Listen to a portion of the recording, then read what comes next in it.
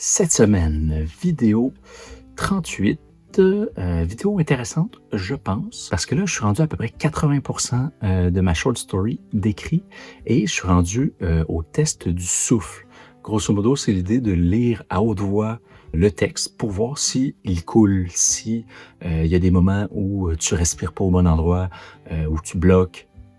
Fait que c'est vraiment pour s'assurer, là, vraiment que la lecture est fluide. Cependant, je me suis vite rendu compte que c'est un peu plus complexe que je pensais bien le faire. Puis ça m'a fait tomber un peu dans un rabbit hole de, Brandon Sanderson, celui qui a écrit, le Mistborn puis The Way of King.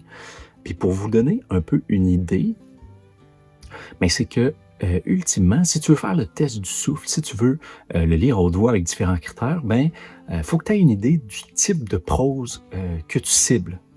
Puis, ce que je me suis rendu compte, c'est que c'est quelque chose comment dire? Qui peut être un peu complexe dans le sens où, justement, Sanderson est au milieu d'un débat. J'ai pas eu le temps de regarder plus qu'il faut, là. J'ai vraiment plus analysé en fonction de comment ça pouvait m'aider, moi, à réaliser ce test du souffle-là. Mais, c'est de se dire que, ben, il y a grosso modo un spectre de style de prose entre, d'un côté la prose vitrail, puis l'autre côté la prose fenêtre. Puis de ce que je me suis rendu compte, c'est que, ben, Brandon Sanderson, c'est un style prose fenêtre. Fait que l'objectif, c'est vraiment que, le choix des mots, le choix de la structure de phrase, heu, le choix de la complexité des mots, le choix de la longueur des phrases, tous ces choix-là qui viennent structurer la façon que tu vas écrire ton récit, l'objectif ultime, c'est de s'assurer que les mots disparaissent. Généralement, c'est ça qu'on va dire, mais plus que ça, c'est qu'il faut avoir une compréhension vraiment assez sophistiquée, de la façon que le cerveau humain fonctionne, parce que le résultat final de ce style de prose-là, c'est que, l'individu, bloque tellement pas dans sa lecture qu'il est capable de lire 300 pages d'affilée ou presque. Il soit pas capable de s'arrêter parce qu'il rentre complètement dans l'histoire. Il y a rien qui va, venir altérer son processus d'identification de patterns jusqu'à un certain point.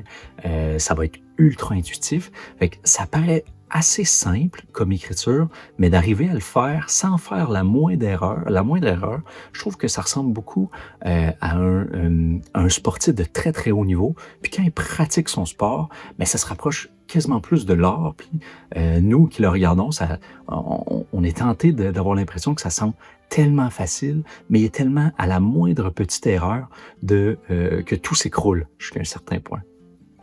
Fait que ça, c'est un côté, c'est vraiment le côté Sanderson qui, veut pas avec le succès qu'il a, même si certains diraient qu'il a pas une belle prose, ben, c'est sûr que si on prend les critères vitraux, il y a vraiment pas une belle prose, mais pour les critères du style fenêtre, les critères, qui ont pour objectif de cibler le plus de lecteurs possible, il est vraiment, vraiment excellent.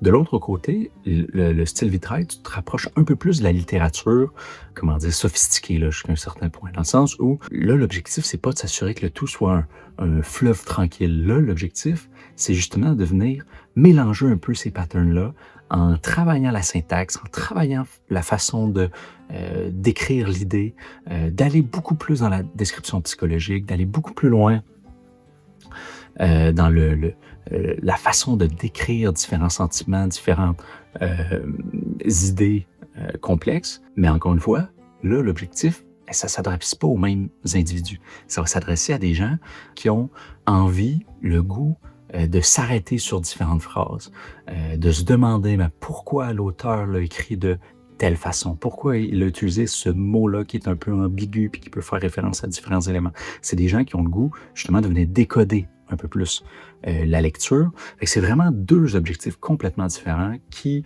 ciblent des groupes complètement différents aussi. Puis c'est pour ça qu'au niveau du débat comme tel, là, pour ce que j'ai lu, je trouve ça plus ou moins pertinent d'aller vraiment loin parce que je trouve que je me rendais assez vite compte que pour quelqu'un qui veut écrire, qui veut choisir, comprendre un peu mieux où est sa niche en fonction du style d'écriture qu'il veut avoir, ben, tu te rends compte que finalement, c'est juste différents styles d'agencement des mots afin de cibler des groupes d'individus différents. Fait que c'est là que je me suis rendu compte, ben, ultimement, c'est un peu ça que j'ai besoin d'identifier pour faire un test du souffle qui fait du sens, qui va être efficace, qui va être utile. Fait que c'est un peu l'exercice que j'ai réalisé, de regarder, ben, c'est quoi les critères, des styles du style fenêtre, parce que moi, je veux cibler, un peu plus ça. C'est sûr que je pense pas que j'irai jusqu'au niveau de Brandon Sanderson parce que justement, je suis tellement tenté naturellement vers d'aller, vers l'autre style que je pense pas que j'en serais capable. Mais je trouve que c'est quand même intéressant de mettre le style vitrail à certains moments, clés, de l'histoire. Soit, par exemple, là, dans l'histoire que je suis en train de raconter, mais le personnage est blessé, puis là, il est en train de se soigner, puis là, il est en douleur, ben, là, il rentre dans sa tête, puis là, je peux aller un peu plus dans le style vitrail à ce moment-là, puis pousser un peu plus la réflexion interne, pousser le fait que je veux faire quelque chose qui, s'intègre facilement, à la différence de, j'ai lu, La confusion des sentiments de Stefan, Zweig, je suis pas sûr que je vais le dire de la bonne façon, mais, lui, justement, là, ça fait partie du style beaucoup plus vitrail. C'est super intéressant, c'est plaisant à lire si tu t'y attends, si c'est ça ton objectif. Mais pour ce que je veux écrire comme type de roman qui a pour objectif de favoriser la lecture du plus grand nombre jusqu'à un certain point, je peux pas écrire un roman, qui fonctionne en mode vitrail tout le long parce que c'est extrêmement lourd là, jusqu'à un certain point, mais c'est un style différent. Fait que ça donne un peu une idée justement de la différence entre le style fenêtre qui, justement Brandon Sanderson dans un de ses cours, il mentionne que, ben, un auteur duquel il, a beaucoup appris de ce côté-là, c'est George Orwell qui semble écrire, comme ça. Là, ça fait quand même un certain temps que je l'ai lu, fait que je me souviens plus exactement, si c'est comme ça que je l'ai senti.